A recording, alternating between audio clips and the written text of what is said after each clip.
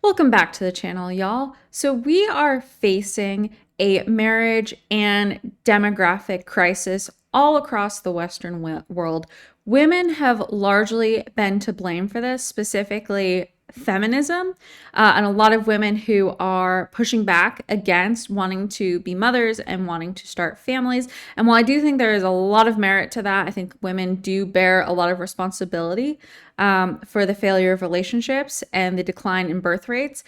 I don't necessarily think that women are solely to blame. And I think for a lot of women, they might not be consciously aware of what's happening. And this is something I have talked about in previous videos. If you watch the video about Dr. Danny Solikowski's thesis on female reproductive suppression, manipulative reproductive suppression, in which elite women at the top who already have financial and social status create narratives that get pushed down to quote unquote the peasantry in order to reduce competition, mating competition for future mates for their own children. This has a large part to do with it. So I want to talk about this from the perspective of the peasantry, of average millennial women who were sold a lie about what relationships were supposed to be, what their expectations were in adulthood. And now these women have obviously grown up. They're in their 30s. I was one of these women. I'm 34, so I can completely resonate with a lot of this. These women have all grown up and now are facing a dilemma where nobody wants them. Nobody wants to. The dating market has completely changed, where men and women are completely adversarial. Those in their 30s are too old and undesirable, in large part because they come with a lot of feminist baggage. And for many, they have aged out of reproducing. So their ability to even have children is now in question. And I think some of these women, definitely the choice is deliberate. And I have covered several examples of that on this channel. But for a lot of women, I don't think it was deliberate. I think women were pawns in a game that they were not consciously aware that they were pawns of. So this is a post by Brittany Hugo Boom, and she's retweeting a different post, but it's all about how society is mad at women for not having kids, and a lot of the discourse around that is being placed, the blame is being placed at the feet of women. And while women are certainly at fault for part of that, the original poster talks about how we were all told to go to college and not to marry young. And even if she wanted to marry young, that men her age didn't really want her. So there wasn't an alignment of supply of eligible bachelors in the dating market. And so Brittany here adds on to this by saying that millennial women were told, no rush, you have time, etc. for years. They went to college, did everything right, or so they were told. And then when they post a video worried about being 36 and alone, they get laughed at. They never got wisdom from their elders, just boomers who had a generation of unhappy marriages that served as a warning sign. She says, I was actively persuaded not to waste my youth by being in a relationship in my early 20s by the majority of women I met in Los Angeles. So these are those elite women I was talking about with manipulative reproductive suppression. These are elite women who already have status, who are already probably married, already have kids, and they don't want competition. So they're telling younger women not to do what they did. So rules for thee, not for me. They're telling younger women, just wait, you have time, focus on your career, do all these things. And then they end up becoming, 36, 37, 38 years old, and they're unable to have children. No one wants to marry them. And they've effectively run out of time. She said, granted, it's different everywhere, but for millennials, marriage wasn't really encouraged until after your 30s in most places. And many who did get married younger that I went to school with were divorced by 30. Now, I do know some amazing married couples who've been together a good 10 to 20 years. Typically, they met young, grew up together, worked together, and have an overall grateful disposition for life. They're very aspirational. The husband and wife are always equally impressive, and you can tell they adore each other. This wasn't the average couple, but couples who went out to do great things together. I think marriage is the greatest blessing. They're the most successful ones. They have to be, you have to have the mindset for it. You can use a positive mindset to succeed in anything, though, from health to work to relationships. The Gen Z problem is that many of the younger women, early 20s, have never been asked out, and many of the younger men are too afraid of rejection. But the ones who overcome that, I think, will have great marriages and be able to overcome the person of their dreams. So just talking about how millennial women were actively discouraged from dating in their 20s. And I definitely think this was certainly true. And I think there was some other cultural aspects to it. So one of the first commenters said here that It's like everyone has forgotten that if you said you were dating for marriage as a 22-year-old woman in the 2000s and 2010s, everyone would have assumed you were nutty or deeply religious. Most young men back then would have run for the hills. So you have to keep in mind the cultural context of when millennials came of age. So 2000s, 2010s. I was in college from 2009 to 2013, just to give you some context there. And that was certainly true. And I grew up in the church, so I can definitely speak to this. You weren't like there was a cultural divide between church people and non-church people. Atheism was all like the fashionable thing. You either were super religious or you were super anti-religious. There wasn't this in between like you're seeing reemerge today. And so if you were religious, you dated someone within the church, and I saw a lot of people who got married in their late teens, early 20s from the church. I think all but one couple I grew up with in my youth group are divorced and on their second or third marriages. So, I mean, there is some truth to what this person said here, that a lot of people, didn't work out. So just because you grew up in the church and you got married to someone else who was in the church doesn't mean you were set up for success. But I definitely felt that growing up, that there was a cultural divide between the church people and the non-church people. So when I went to college, I made that decision to split from the church, no longer going to really participate in that and try to do the whole college experience. But that college experience itself wasn't conducive to dating. And I do think dating is for marriage. So you had a cultural climate where young people, younger millennials, didn't have an eye towards marriage. They weren't looking at the long game. They were just looking towards short-term gratification. So you had a culture where hookup culture and hooking up was all the rage. So dating apps were still new, not quite fully out yet. A lot of people were still kind of suspicious of online dating. That wasn't really a thing.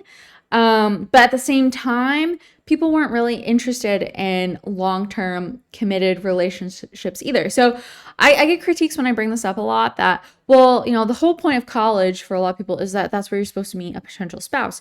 And in reality, that's not how it works out. We know now that feminization of college campuses over the last decade, 2 decades now, has led to an increase in the number of women attending universities and a decrease in the number of men. So if you wanted to go to college to find a future spouse, the chances of doing so, just demographically speaking, were not in your favor. There were far more women on college campuses than there are men. And of course, this varies by academic program. I was in the social sciences, so I definitely saw some of this where the vast majority of people I was in classes with, unless I was in a gen ed class, the vast majority of people I was in class with were either other women or really effeminate liberal dudes. And by liberal, I mean they were like part of the social SDS, Social Democratic Society, whatever Mamdani is affiliated with. Like they were far left socialists. So there really wasn't a dating pool within your classroom or within classes, at least from my experience, of folks to date. So the only other option was in social settings. And if you were in college campuses in the 2000s and 2010s, there was a lot of partying. I think that's changed since then. Gen Z doesn't really drink as much as millennials did, but it was all about partying, and it was all about getting drunk. And I went to a university in upstate New York. It was really cold in the winter, so if you wanted to go out drinking, most of the time it was going to be really cold, and I just didn't feel like partying at all first, but like definitely didn't feel like partying in 2 feet of snow, sub-zero temperatures, wearing like a skimpy Forever 21 skirt and no coat. Like I just remember seeing all the girls, like my classmates going out, and like that just did not appeal to me. It just did not seem fun. So I didn't partake in a lot of those social activities, even though I was in a sorority, had access to those parties. I didn't like it. I didn't like the culture. I just didn't like partying, so I didn't do it. Okay, so then what are your other options? Well, if you're on in clubs on campus, you can meet people there. But for the most part, I found college wasn't really, maybe I had a weird experience. It didn't feel very integrated. So in much the way we're seeing identity politics play out today, people kind of kept to themselves. So there were different groups of people who would kind of do their own thing. The Greek life people would do their thing. The band people did their thing. The church people did their thing. Within those, there were racial and identity groups, like the Asian Americans did their thing. There was separate black sororities and black fraternities. They did their thing. There really wasn't integration. And one of the things I discovered at college that maybe others can resonate with is that there was superficial socioeconomic integration. So over the past couple decades, financialization of higher education has made it easier for people like me, so poor, working class, first generation American college students, to go to college and interact with people of a higher socioeconomic class. So I was in socializing in classes with people who went to private schools, people who were members of country clubs. I mean, I remember during sorority recruitment, we had to do kind of like speed dating where you'd have to like speed talk to the different girls. And I remember getting matched with a girl who was a legacy to a tier 1 sorority. She like came in walking with like an Hermes like scarf. She had like a Cartier watch, and she was talking about how like the previous summer she had vacation in Amsterdam because her family owns a flat there. And I'm just like, okay, I worked at Burlington Coat Factory in the shoe department. Like, we have nothing in common. So that's part of the problem too. And it talks about that here. So typically, the people that that this woman knows who got married young and have been together for a while, they grew up together, they work together, and they have an overall grateful disposition for life. So when millennials went to college, we started integrating with people who came from different areas, different backgrounds, different socioeconomic statuses. So while a lot of the climate right now is like, yeah, diversity is good, in reality, it's not, because you don't have anything in common with the people that you are interacting with. There's more differences than there are similarities. And so I found that to be, from a dating perspective, that to be difficult. Because I didn't share anything in common with these people. There was nothing like I could bring to the table, I guess, to put it that way. And I felt inferior. And so why would I want to date a guy who, grew up going to the country club and, he could take me home to his family, and it would just be a world of difference than from my family. It's kind of like, if you grew up in a gated community and you started dating someone who grew up in a trailer park, like, you're just very different people. You come from different walks of life. And I'm not saying that's not possible. It's just very unlikely. So I think overall, the college environment that millennials were put into wasn't conducive to dating. And now data is coming out, and I think we're becoming more aware of the fact that at this point in time, especially in the 2010s, college campuses were becoming very woke, very feminized, and they were advantaging women and disadvantaging men. And that plays a role as you get older. So once millennials graduated and went into the workforce, a lot of this was already underway. And I don't think people were, at least I wasn't fully aware of it. Jacob Savage talks about 2014 being a turning point in his viral essay about millennial men being sidelined from professional work opportunities. And that is, was in the workforce in 2014. And so that wasn't something I was aware of, or at least consciously aware of. And that's probably in part because I was a woman and I was working in national security, and, definitely benefited from that in some regards. But I wasn't aware of it. I didn't see that happening around me. So it wasn't something I was consciously aware of. And because of that, I wasn't aware that could have been affecting the dating pool. So if you're a young millennial guy and you're in your 20s and you're, say like 26, 27, 28, and you're starting to think more seriously about a relationship, because you've been sidelined from your career and you don't have the professional opportunities you thought you would have had, you couldn't buy a home, you couldn't really get moving on those key life milestones, you felt insufficient. And so I think a lot of guys started withdrawing from the dating market, probably, 2014, 2015, 2016. Politics had also started getting quite divisive around that time as well. So not to the extent that we're seeing it now, but there was definitely a dividing line between who was a Trump supporter and who was not. I mean, I remember this was in Washington, D.C., so of course everyone has TDS there. But I remember after Trump got elected, there was an inside joke in DC that if you worked for the Trump administration, you weren't going to get a date because most of the district was and still is very liberal. And so you had a lot of guys who were pretending to be accountants because they didn't want, like they wanted to date, but they didn't want to come across as undesirable because of working inside the Trump's first administration beginning in 2017.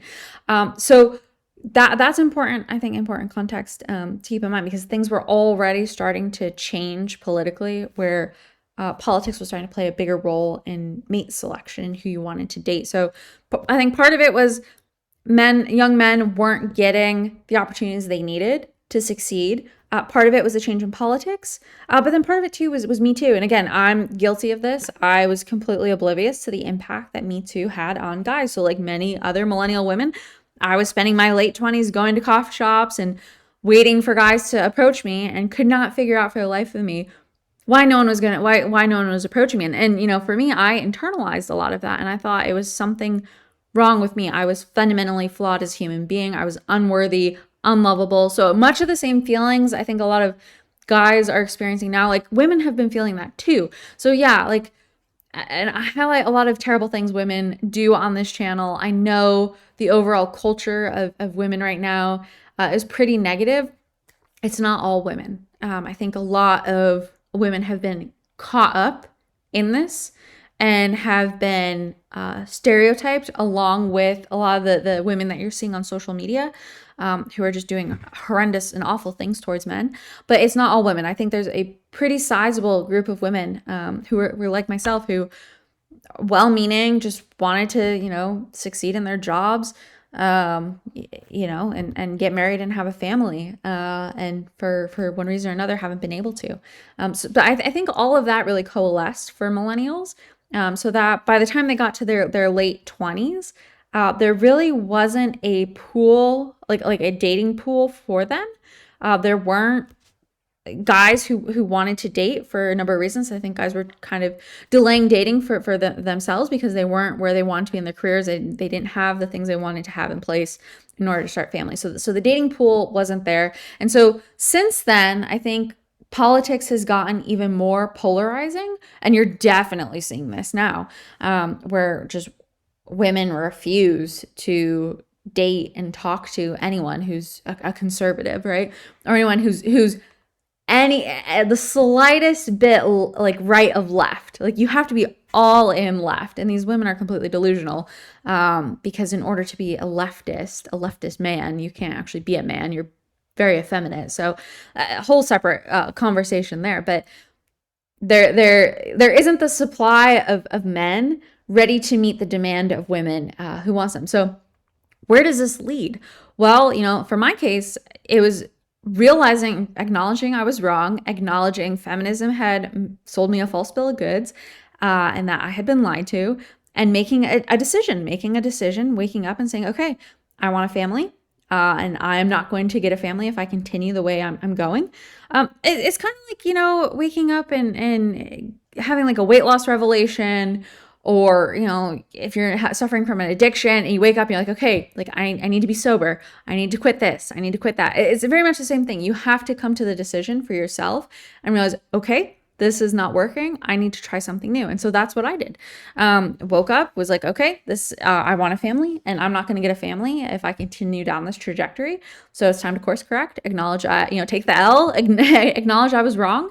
And try something different. And so that's what I did. That's worked out, and I'm grateful for that. But I think women have to come to that realization for themselves. So while I'm empathetic to a lot of what's written here, and I definitely agree with the sentiment that even if we weren't explicitly told not to rush, even if we were, you know, told we have time, or like put your career first. A lot of this was coming from women in mentoring relationships. It was not coming from our peers.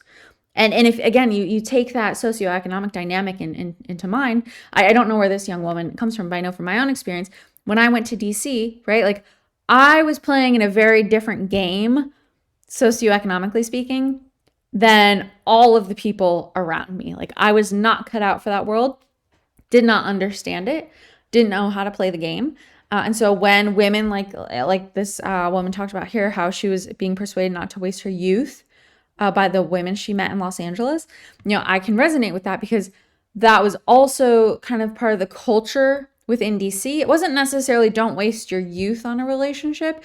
It was, build your career, focus on that, and then you can worry about dating and relationships later.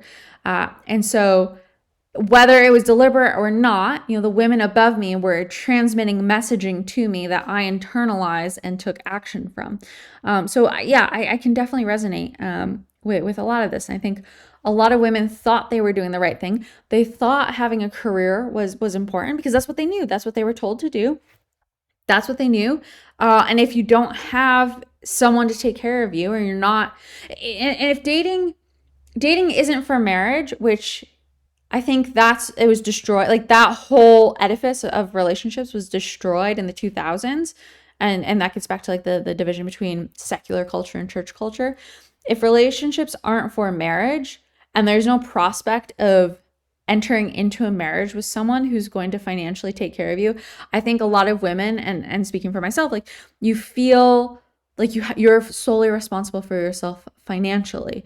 Or even so, like the conversations were about splitting things, right? Because living in DC, very unaffordable. So like you had to bring something to the table. In other words, you had to have something of value. And so if you didn't have something of value, didn't have a career, well, what were you bringing to a relationship? And why would any guy want you if you couldn't split the rent 50-50 in a city where, a studio is going to run you $2,000, right? So you had to have something to bring to the table.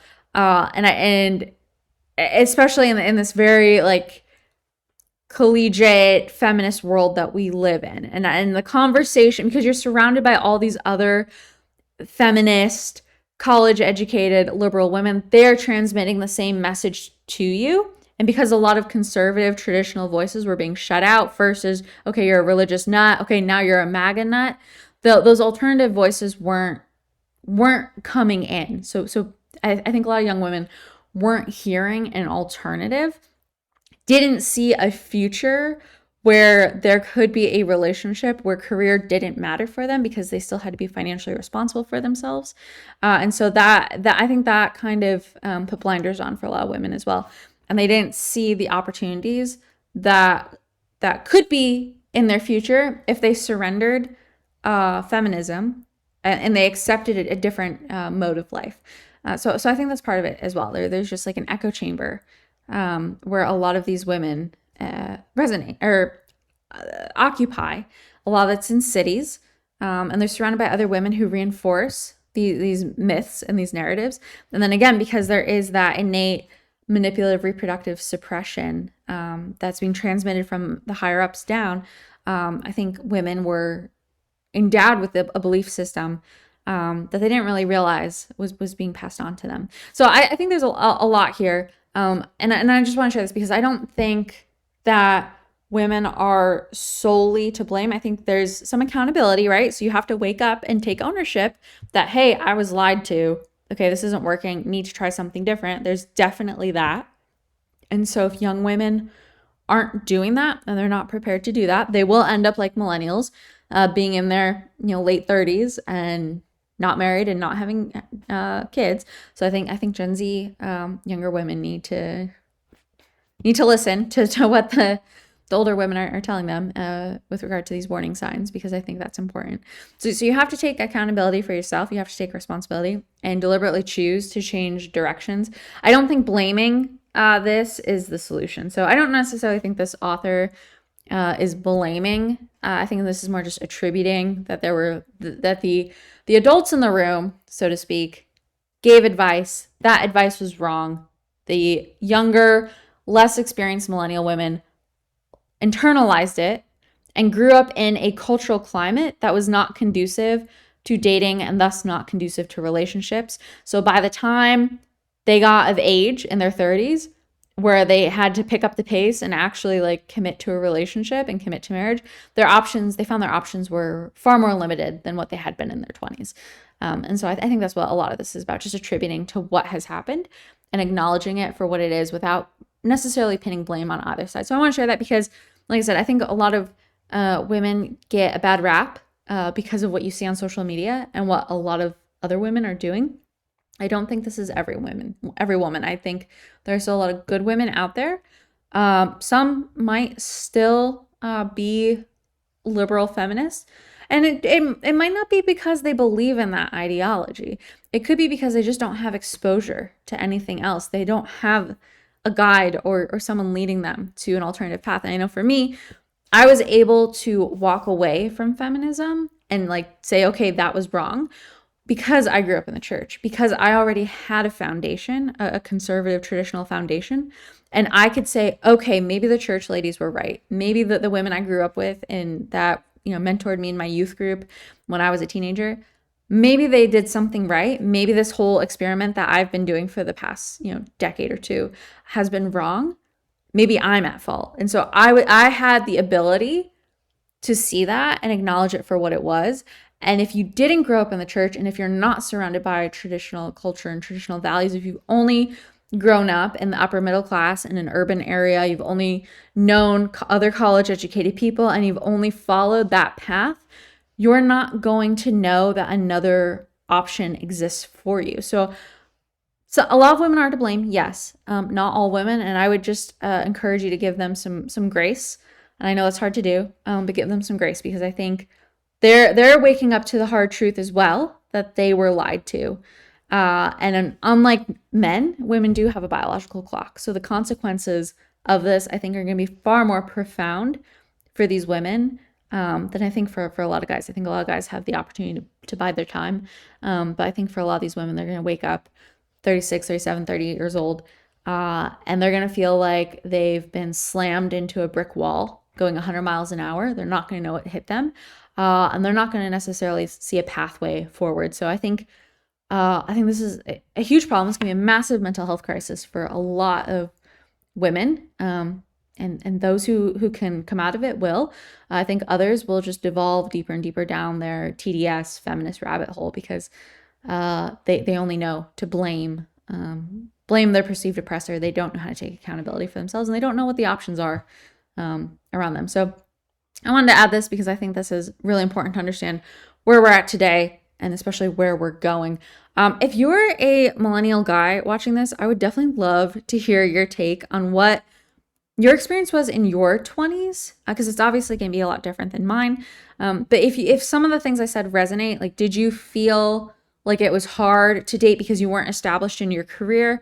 Did you feel like it was hard to date because you didn't have a house or you didn't feel settled? Did you expect women, especially if you were in a bigger city, to bring 50-50 to the table, financially speaking, because things were so expensive and still are?